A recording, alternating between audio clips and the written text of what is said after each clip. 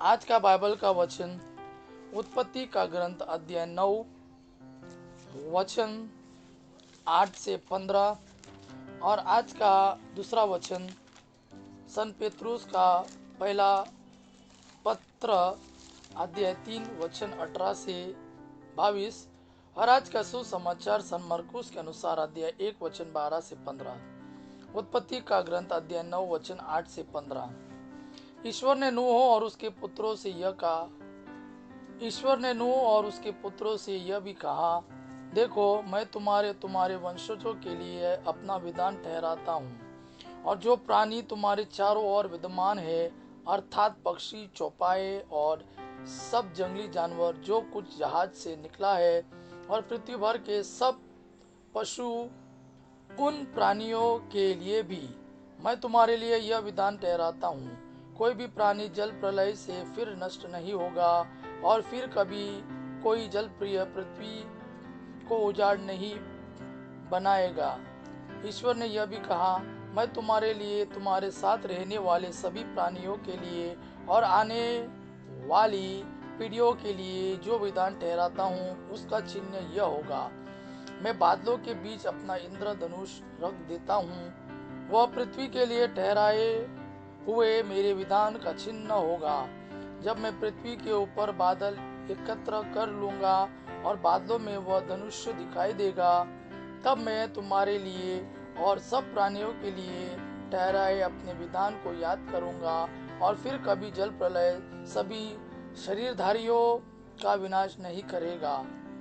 आज का दूसरा वचन सन पेत्रुस का पहला पत्र अध्याय 3 वचन 18 से 22। मसीह भी एक बार पापों के प्रायश्चित के लिए मर गए, धर्मी अधर्मियों के लिए मर गए, जिससे वह हम लोगों को ईश्वर के पास ले जाए। वह शरीर की दृष्टि से तो मारे गए, किंतु आत्मा द्वारा जिलाए गए। वह इसी रूप में कैदी आत्माओं को मुक्ति का संदेश सुनाने गए। उन लोगों ने बहुत पहले ईश्वर के विरुद्ध विद्रोह किया था, जब वह धैर्य पूर्वक प्रतीक्षा कर रहा था और नूह का जहाज बन रहा था। उस जहाज में थोड़े ही अर्थात 8 व्यक्ति जल से बच गए थे। यह बपतिस्मा का प्रतीक है, जो अब आपका उद्धार करता है। बपतिस्मा का अर्थ शरीर का मैल धोना नहीं, बल्कि शुद्ध हृदय से अपने को ईश्वर के प्रति समर्पित करना है। यह बपतिस्मा ईसा मसीह के पुनरुत्थान द्वारा हमारा उद्धार करता है। ईसा स्वर्ग गए और स्वर्ग के सभी दूतों को अपने अधीन कर ईश्वर के दाहिने विराजमान है। आज का सुसमाचार सन मरकुस के अनुसार अध्याय 1 वचन 12 से 15। इसके बाद आत्मा ईसा को निर्जन प्रदेश ले चला। वे 40 दिन वहां रहे और शैतान ने उसकी परीक्षा ली।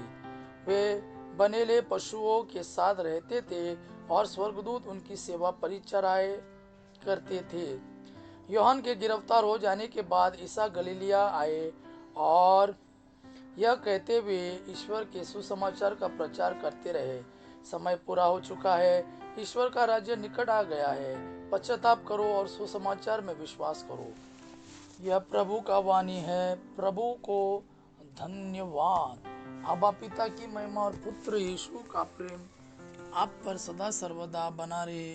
आमीन।